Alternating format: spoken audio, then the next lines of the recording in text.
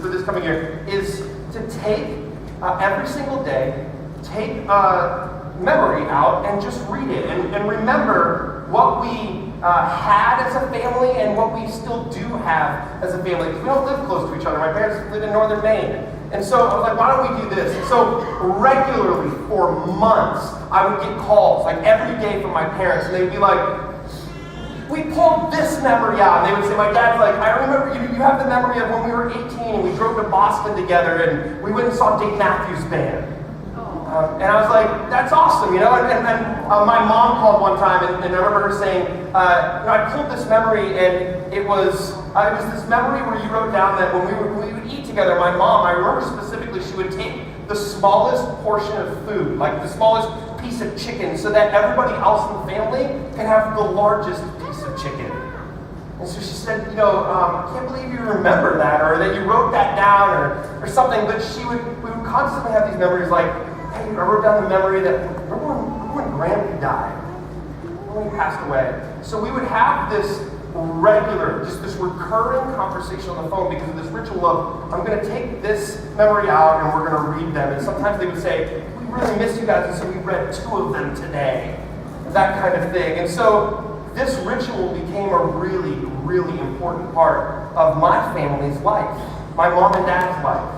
And so here's what we want to do. We want to talk about 2 different things. I'm going to talk right now about what this means looking forward. Because remember, the third movement of the book is looking forward. What does this mean for us? I'm going to talk specifically about what this means for us as a church, briefly. And then Brian briefly is going to talk about what this means for us and our families individually or together as family units. And so looking forward or moving forward as a church, what does this mean for us? All of these things, this Join Generation series in general. The first one is the mentoring initiative. We are committed to the mentoring initiative. Really, ultimately what we're committed to is mentoring relationships. Now, whether that happens through the mentoring initiative doesn't matter. We just want people to be in mentoring relationships. You don't have to wait for a website to be launched or a mentoring initiative to be launched in order to have great mentoring experiences. Devin Morgan did this years before this was started. And so we are well on the way to launching the mentoring initiative shortly, but this link is live right now online, frontlinegr.com/mentor. So you can go there right now on your phone if you want. There's 2 buttons. One is I want to be a mentor, and the second button is I want to have a mentor.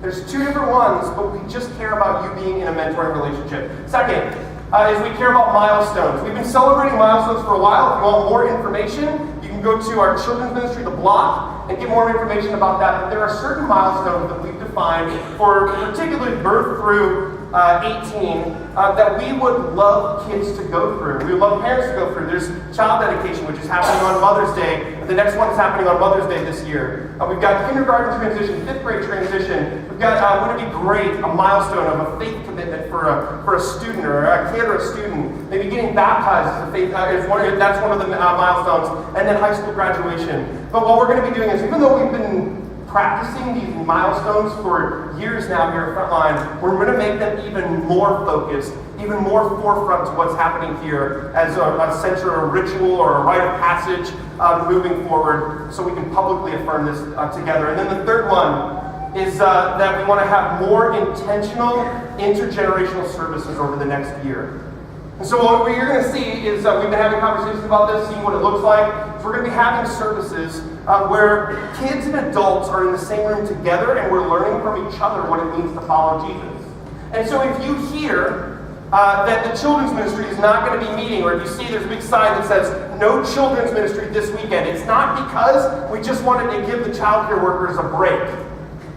That's not why. We're doing it intentionally so that adults and kids can interact with each other, because research, very good research, suggests that kids who have intergenerational relationships and experience intergenerational worship seem to transition their faith better after they graduate from high school than kids who don't have that.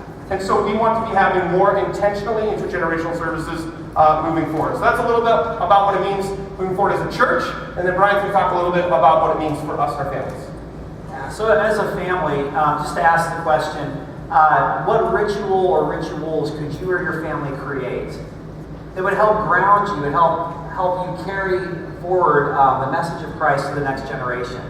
And how can we do that together? So here's a couple of thoughts. Can you do something around the dinner table? You're going to eat dinner, hopefully, every night.